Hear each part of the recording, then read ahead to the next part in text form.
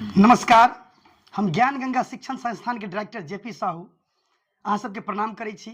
संगे हम आइ गार्जियन से बात करे के लिए लेलहुँ है, कियाक तो अपना क्षेत्र में अपने सबके मालूम है जे ज्ञान गंगा शिक्षण संस्थान इंटरमीडिएट साइंस और आर्ट के लिए कार्य कर रही है।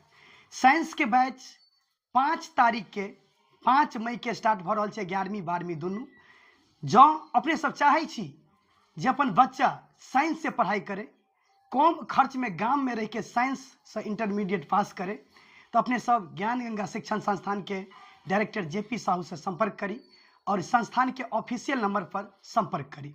कियाक तो एक से एक नीक शिक्षक सब साइंस के लिए लाइथिए, जे फिजिक्स केमिस्ट्री बायोलॉजी मैथ सब विषय के अध्ययन करोता। और हमरा आशा नहीं संपूर्ण विश्वास है जेहने रिजल्ट अपने सबके मैट्रिक के एग्जाम में देखेला भेटैत अछि, तेहने रिजल्ट साइंस में आर्ट्स में सेहो देखेला भेटते। बस अपने सब विश्वास करियो इस संस्थान पर।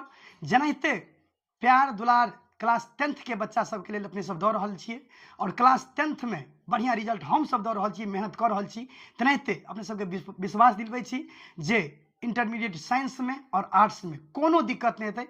कॉमर्स सेहो कनि दिन में हम सब चालू करब, कनि दिन में, कियाक तो शिक्षक अखन तक योग्य नहीं भेटल कॉमर्स के, ताहि दुआरे अखन तक कॉमर्स के बैच नहीं चालू भ सकले।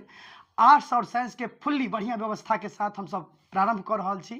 तें अपने बच्चा के नीक शिक्षा चाहै छी, अगर अपने असमर्थ छी मधुबनी दरभंगा भेजऽ के लेल, तो गांव में रह कर कम खर्च में साइंस के नीक तैयारी करबऽ के लेल हम अपने सब के लेल समर्पित छी। तें विश्वास करी और इस संस्थान के योग्य टीचर से अपना बच्चा के भविष्य के सवारऽ के लेल एक बेर हमरा जरूर मौका दी। धन्यवाद।